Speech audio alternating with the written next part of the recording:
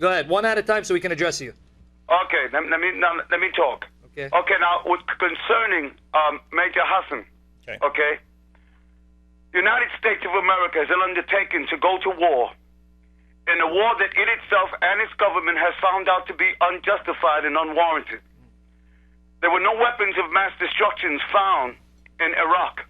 No connection between Saddam Hussein and Al-Qaeda, but yet the United States is still at war, and over 3.5 million Muslims, which they won't tell you, have been killed since Papa Bush to now Barack Obama.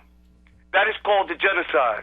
Now, no reason for war has been given, and we are now at war in Iraq and now attaining or trying to go to war, set the pavement or set the path to go to war in Iran to again further war against Islam. Okay, how about In Afghanistan, Islam, Lorenzo? Just tell us, too. You mentioned Iraq, mention Afghanistan. Go ahead.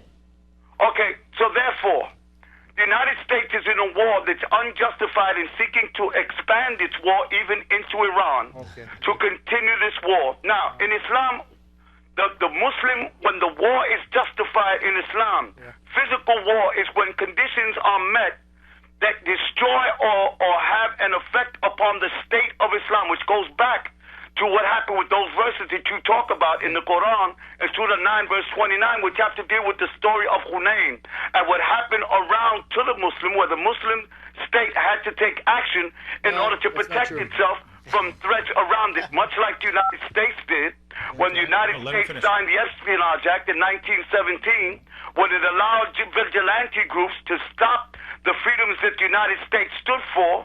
When these things were done, it was considered to be something great and something essential for the maintenance of the security of the United States of America, so the United States stomped on the rights of his own people in order to keep its security.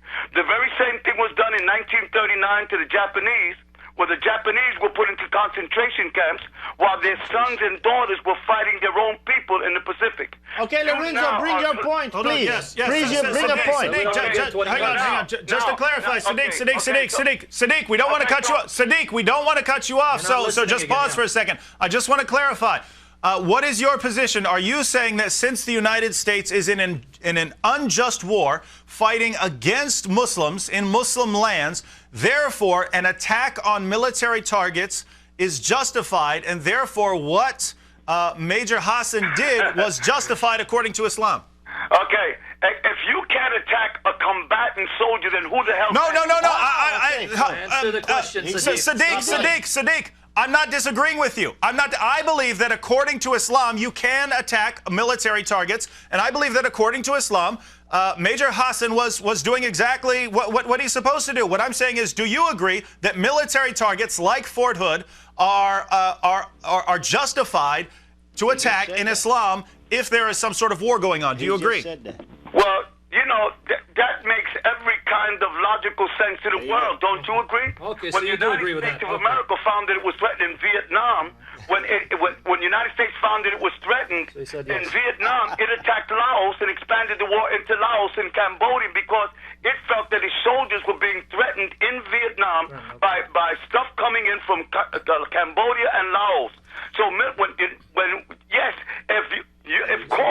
else can if I can't shoot a soldier, a combatant that's killing me and getting ready to send soldiers to kill my people, then who the hell can I kill? No, Sadiq, let me go ahead and ask you this. Do you believe that other Muslims living in the United States, especially those who are in the military, and the military will not let them out, the military refuses to let them out, do you believe that one viable option for them is to attack military bases?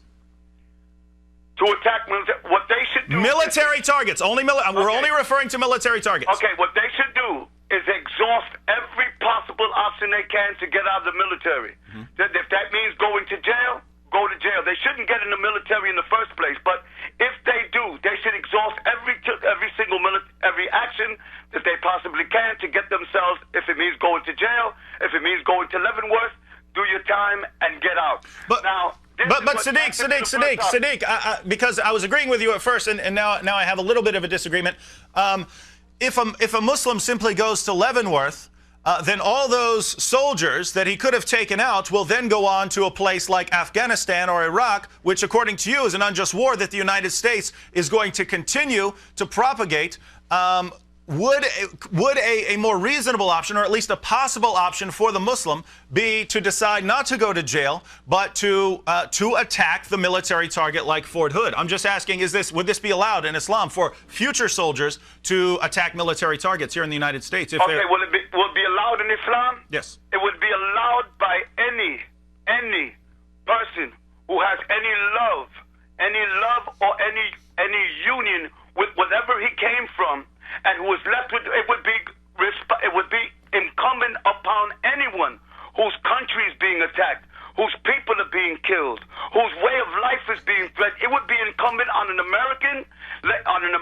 It would be incumbent upon a Muslim, because it's about oppression. Okay, Lorenzo Sadiq. So it would be incumbent upon any person facing that type of oppression, whether he's an American soldier, whether he's an Indian. Okay, Lorenzo, you made your point. Let me ask you a quick question. You say that we're attacking your people, or the United States is attacking your people. Let me ask you, Lorenzo Sadiq, yes, or Sadiq Lorenzo, are you from Iraq, or are you from Afghanistan? No, he's from... You know what I am? What are you? I am a Muslim. Oh, okay. So you're not from Iraq, you're not from Afghanistan, and you're saying that we're attacking your people. Sir, do you live in the United States? Are you an American citizen? Okay, can I answer the question, yes, please, Pastor Joe? Please answer the question. Okay, let me answer the question. As a Muslim, I become a citizen of all of Islam. When any brother, anywhere in the world, the Prophet ﷺ said, when a Muslim is sick somewhere else, all the Muslims should feel the disease. This is the brotherhood of Islam, which goes beyond race, color, creed, flag, and nation, but which seeks to unite a people on the banner of the love of God and the worship of God. So yes, thank you. I am a citizen. I am a citizen of the nation of Islam, of the brotherhood of Islam, of the knowledge of Islam, and that which God has ordained. I am part and parcel of a Muslim in Afghanistan. I am part and parcel of a Muslim in Iraq. I am part and parcel of I am part and parcel of any person who is oppressed and exploited, because in Islam, the war is not like Western society, where Western society, for instance, like World War I. Okay, wait a minute, Sadiq. You've made your point.